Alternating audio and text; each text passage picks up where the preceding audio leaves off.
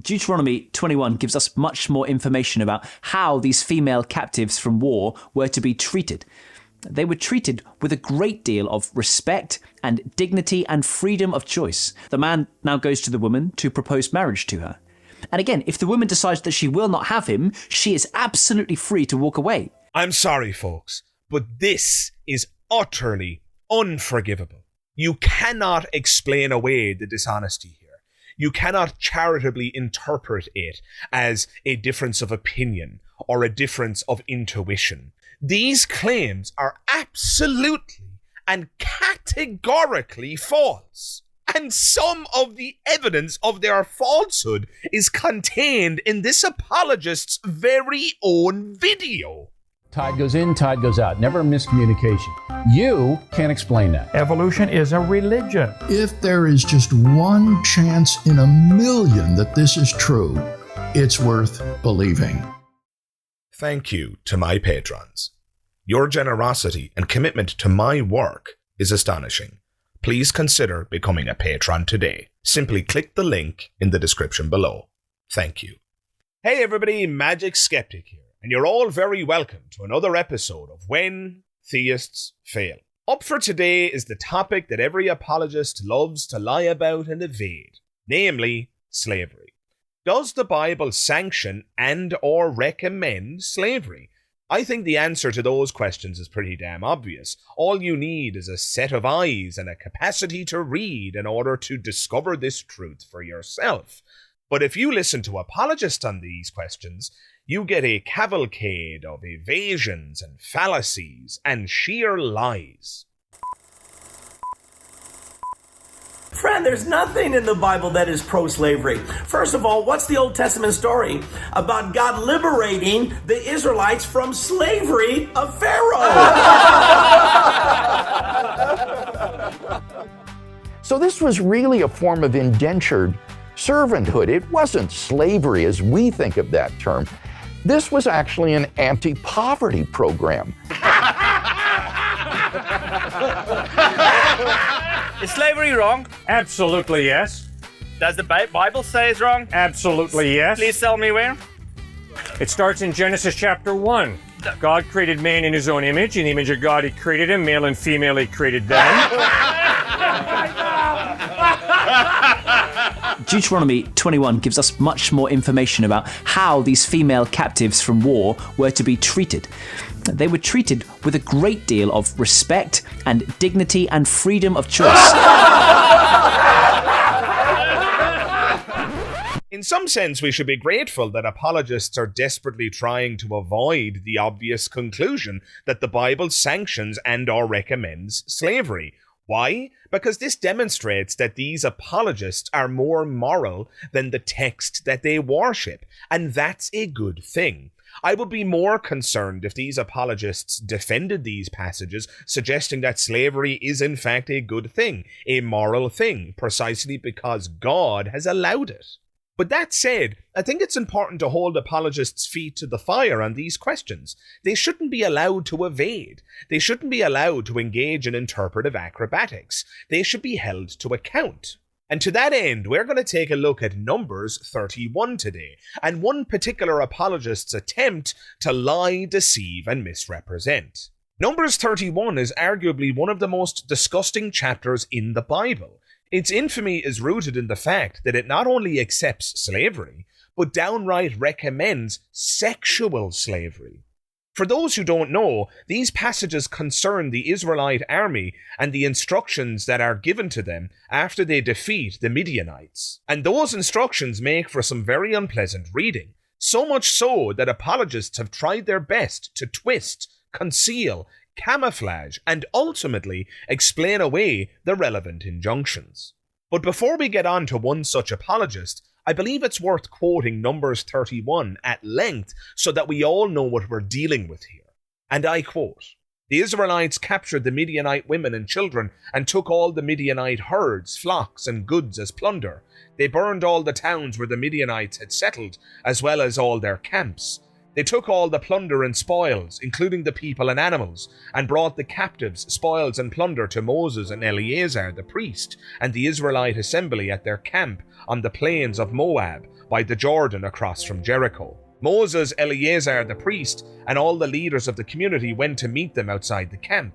Moses was angry with the officers of the army, the commanders of thousands and commanders of hundreds who returned from the battle. "Have you allowed all the women to live?" he asked them. They were the ones who followed Balaam's advice and enticed the Israelites to be unfaithful to the Lord in the Peor incident, so that a plague struck the Lord's people. Now kill all the boys and kill every woman who has slept with a man, but save for yourselves every girl who has never slept with a man. As you can see, this chapter explicitly instructs the Israelite soldiers to keep alive only the virgin girls. Gee, I wonder why they did that. Needless to say, any reader with an iota of common sense knows the answer to that question. Clearly, they weren't keeping these virgin girls alive so that they could have a tea party with them, were they? But despite how obvious the implications of these verses are, apologists bend over backwards and engage in mental gymnastics in order to redeem the Bible's reputation. What follows is one such example. Sometimes we kid ourselves into thinking that, people are not that bad, they don't deserve to die. The Bible says the wages of sin is death. It is that clear. Sometimes people even redefine God and his love, and they say things like, "I don't believe in a God who would ever judge this or that or the other." But of course, when we deceive ourselves in those ways, this kind of a passage makes very little sense to us. We must let God be God and let the Bible speak for itself.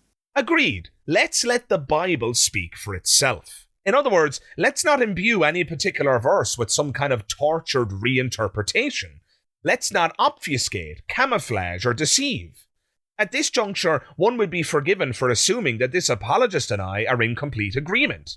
Given this preamble, one would expect this apologist to proceed by reading the Bible in a no-nonsense, honest manner, free of misrepresentation and Cirque du Soleil level mental gymnastics. So let's hear it then. What is your no-nonsense reading of Numbers 31? What does Numbers 31 say if we let the Bible speak for itself? This is simply God delivering judgment for the sins of the Midianite and Moabite tribes. Verse 3 we read, "Arm some of your men to go to war against the Midianites, so that they may carry out the Lord's vengeance on them." So, as you know, that vengeance comes. But not everybody is put to death. One particular group of people escapes, and that group is the virgins. Now that is a sentence that causes most people to raise their eyebrows in surprise. What on earth is going on here? Aren't all people deserving of judgment? We could almost understand it if they all got wiped out. It doesn't sit well with us perhaps, but we'd understand it. Whoa. Pump the brakes, buddy. What are you talking about? We could understand it if perhaps all the Midianites were wiped out. We could almost understand it if they all got wiped out. A genocide? That would be more understandable to you. Are you kidding me? Even if we take the Bible's word for it, that the Midianites were sinners deserving of punishment, and the wages of sin is death, how could such a judgment reasonably apply to the children? Not to mention the babies. Really, even the babies deserve to be put to the sword. And this would be more understandable to you? We could almost understand it if they all got wiped out. Do you hear the words that are coming out of your mouth? Can you imagine the brutality, the sheer cold-heartedness that's required to sink a sharpened blade into the heart of an innocent baby torn from its mother's bosom? And this moron tells us that such a judgment would be more understandable if God's command to wipe out the Midianites was a universal one. Don't make me sick. No, dear apologist, a complete genocide wouldn't make this easier for me to understand. Shockingly enough, adding innocent babies to the kill list in any conflict doesn't make the attack more understandable. And the fact that you would say such a thing tells us everything that we need to know about how your religion has poisoned your mind. It's disgraceful, and you should hang your head in shame, you despicable piece of human garbage. Why are some people allowed to live, and why are those people the virgins? Well, remember, back in chapter 25, the cause of this massive catastrophe was the sexual sin of the women ensnaring Israelite men. Both parties were, of course, culpable. However, those who are virgins in these tribes, by definition, did not take part in that sexual sin. So grace then is offered here to those women who resisted that sin. Now, they don't have to take that offer of grace. They can choose to fight, in which case they'd be considered a combatant. But if they surrender, grace is available to them. And there you have it, folks. This apologist's explanation for why the Midianites were wiped out, save for the exception of the virgin girls. It turns out the virgin girls were kept alive because they hadn't engaged in any sexual immorality, them being virgins and all. So God was rewarding them for being sexually pure. And remember, according to this apologist, this is the Bible, quote-unquote, speaking for itself. We must let God be God and let the Bible speak for itself. But is it though? Let's take a closer look, shall we? He appeals to Numbers 25 in order to bolster his case that the virgin girls were kept alive as a reward for their sexual purity. But let's not take his word for it. As it says in Numbers 25, and I quote, "While Israel was staying in Shittim, the men began to indulge in sexual immorality with Moabite women, who invited them to the sacrifices to their gods. The people ate the sacrificial meal and bowed down before these gods. So Israel yoked themselves to Baal of Peor, and the Lord's anger burned against them. The Lord said to Moses, 'Take all the leaders of these people, kill them and expose them in broad daylight before the Lord, so that the Lord's fierce anger may turn away from Israel.' So Moses said to Israel's judges, 'Each of you must put to death those of your people who have yoked themselves to the Baal of Peor.'" So at face value, it sounds like this apologist might be onto something, right? God does in fact punish those who have engaged in sexual immorality, in which case the virgin girls who are kept alive in Numbers 31 really were being rewarded for not having engaged in the sexual immorality as described in Numbers 25. This would invalidate any reading of Numbers 31 which sought to suggest that the virgin girls were kept alive only to be used as sexual slaves by the Israelite soldiers. But there are two significant problems with this interpretation. Firstly, if being rewarded for their virginity was the motivating factor in keeping these girls alive, then why were the virgin boys not spared? Remember, according to Numbers 31, all of the boys are exterminated, no exceptions. And I quote, "Now kill all the boys, and kill every woman who has slept with a man, but save for yourselves every girl who has never slept with a man." So if indeed the armies of God were concerned with the welfare of virgins, and if indeed the armies of God were concerned with rewarding those who hadn't engaged in the sexual immorality as laid out in Numbers 25, then why weren't the virgin boys spared? Gee, I wonder. Was this an oversight on God's part? Or, preposterous though the claim might be, are you telling me, dear apologist, that there were no virgins among the Midianite boys? Really? So not even the male babies were virgins, no? And if anyone wants to defend this wretched point by suggesting that the young Midianite boys were themselves the victim of sexual immorality at the hands of their own people, further justifying the righteousness of God's armies, then think about what you're saying. You're saying that the young male victims of sexual assault deserve to be put to the sword for the crime of having been violated by adults who should have known better. Surely this can't be a go-to defense. But I digress. The truth of this matter is blindingly obvious. We all know why the virgin girls were kept alive whilst the virgin boys were put to the sword. And anyone who suggests otherwise is either greatly deceived or intending to greatly deceive. The truth is, if the Israelites were rewarding virgins with their lives, then the gendered injunction to keep alive only the female virgins makes no sense. Clearly, the virgin girls were to be kept alive in order to satisfy the sexual proclivities of the Israelite soldiers. That said, at this point in the debate, you might be tempted to accuse me of engaging in an intuition battle. This apologist has read Numbers 31, and so have I. His intuition tells him that these virgin girls were kept alive as a reward, and I'm telling you that these virgin girls were kept alive for more insidious purposes. But who's right? What can I point to in the text that validates my hypothesis? Am I just engaged in an intuition battle? Two things I'll say on that. The first is, and at risk of doubling down on my very own intuitions, I think it's quite clear when you read Numbers 31 what they had in mind for these virgin girls.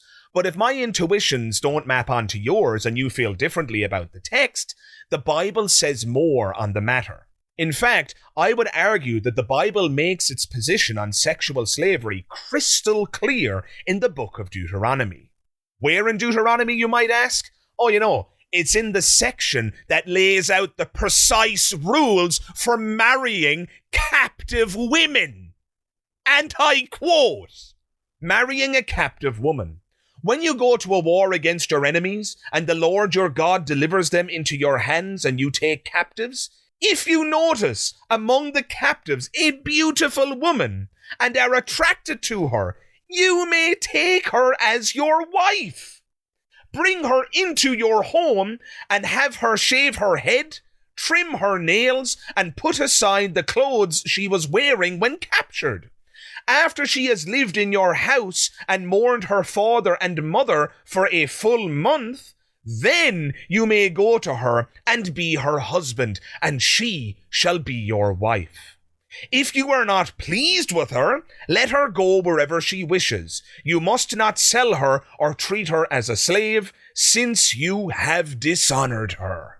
Tell me, dear listener, does this sound to you like captive women were being rewarded for their sexual purity? I think not. This is sexual slavery by any other name. But all of us are guilty of not letting the Bible speak for itself. We must let God be God and let the Bible speak for itself. Get out of here, you liar, you deceptive moron. Deuteronomy 21 gives us much more information about how these female captives from war were to be treated. They were treated with a great deal of respect and dignity and freedom of choice. They were given fresh clothes, their own living quarter. They were given a month to come to terms with this new reality, to mourn perhaps the loss of those who had died in battle. This month is a month when they can watch the people of God, where they can see their potential husband and make a decision for themselves about the future. This is a period of grace for them. At the end of that month, the man now goes to the woman to propose marriage to her. And again, if the woman decides that she will not have him, she doesn't want his protection or provision, doesn't want to be part of the people of God, we read that she is free to go. She cannot be sold or treated as a slave or touched or dishonored in any way. She is absolutely free to walk away. She, of course, won't stay in Israel. She'll join up with some surrounding nation and join that people instead. According to this apologist, female captives were treated with a great deal of respect, dignity, and freedom of choice. They were treated with a great deal of respect and dignity and freedom of choice. They were given a month to mourn their loved ones who died in battle. They were given a month to come to terms with this new reality, to mourn perhaps the loss of those who had died in battle. This apologist even goes on to assert that this month can be used by the woman to watch the people of God, the Israelites, and to watch her potential husband so that she can make a decision for herself and her own future. This month is a month when they can watch the people of God, where they can see their potential husband and make a decision for themselves about the future. This is a period of grace for them. Ultimately, and according to this apologist, at the end of the month, the Israelite man, her captor, will approach her and propose to her, asking for her hand in marriage, at which point she has a free choice whether or not she wishes to proceed with the marriage or walk away freely. At the end of that month, the man now goes to the woman to propose marriage to her. And again, if the woman decides that she will not have him, she doesn't want his protection or provision, doesn't want to be part of the people of God, we read that she is free to go. She cannot be sold or treated as a slave or touched or dishonored in any way. She is absolutely free to walk away. I'm sorry, folks, but this is utterly unforgivable. Any temptation that a charitable viewer might have had up to this point to say that this apologist simply and honestly disagrees with my reading, that should fall by the wayside at this point. You cannot explain away the dishonesty here. You cannot charitably interpret it as a difference of opinion or a difference of intuition. These claims are absolutely and categorically false. And some of the evidence of their falsehood is contained in this apologist's very own video. But before we get that far, a brief reminder of the verses he's referring to. And I quote, "If you notice among the captives a beautiful woman and are attracted to her, you may take her as your wife." Does this sound consensual to you? Does this sound like the girl is absolutely free to walk away? She is absolutely free to walk away. Nowhere in the words I just read is there a hint that the woman has a choice. And only an idiot or a liar would suggest otherwise. And the Israelite soldiers are subsequently instructed, should they capture a woman, to, and I quote, "bring her into your home and have her shave her head, trim her nails, and put aside the clothes she was wearing when captured." Again, nowhere does choice play a role here. Can you imagine the inhumanity of either being forced to shave your own head or being held down by a man who savagely murdered your people, including your closest relatives and loved ones, only to have him shave your head and clip your nails? Itself a violation of your bodily autonomy, a violation which pales in comparison to what's yet to come. But according to this apologist, these female captives were treated with a great deal of respect, dignity, and freedom of choice. They were treated with a great deal of respect and dignity and freedom of choice. This is absurd. To suggest that these women are being treated with dignity, respect, and freedom of choice is to disabuse these verses of their meaning. You're just making shit up. You're just pretending that it says something it doesn't. Shaving off all my hair and having my nails clipped in the month leading up to my marriage with the man who murdered my entire family and genocided my people really makes me feel respected. It really fills me with a sense of dignity. It really makes me feel like I'm the master and commander of my own life, filled with free choice and so forth. Said nobody ever. Get out of here. This is insane. But we're not done yet. The text continues, and I quote, "After she has lived in your house and mourned her father and mother for a full month, then you may go to her and be her husband, and she shall be your wife." Once again, where is the choice here? It specifically states, "You may go to her and be her husband, and she shall be your wife." The text doesn't stipulate a right of refusal on behalf of the woman. And again, if the woman decides that she will not have him, we read that she is free to go. There's no opt-out clause for her. She is his wife now, whether she likes it or not. And lastly, the text says, quote, "If you are not pleased with her, let her go wherever she wishes. You must not sell her or treat her as a slave, since you have dishonored her."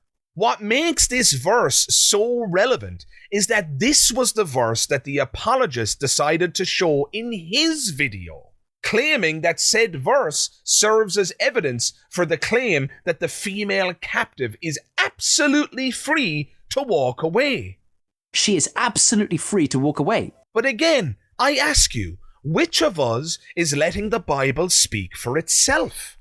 Can this passage be reasonably interpreted as including a right for the female captive to walk away because they are, quote unquote, absolutely free? Make no mistake, this passage does include a right to dissolve the marriage, but it can't be initiated by the woman, it has to be initiated by the man.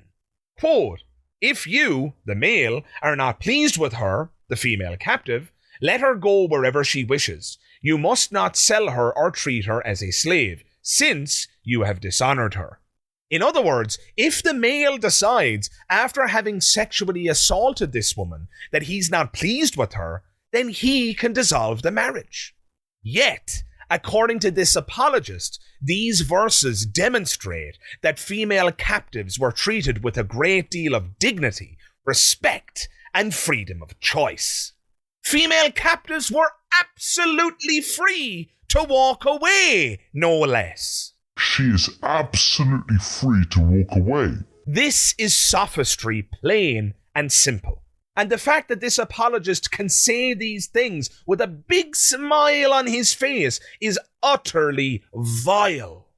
This is what Christopher Hitchens was referring to when he said that religion poisons us, because only a poisoned mind could utter the gross and wretched statements that this apologist has spewed in this video.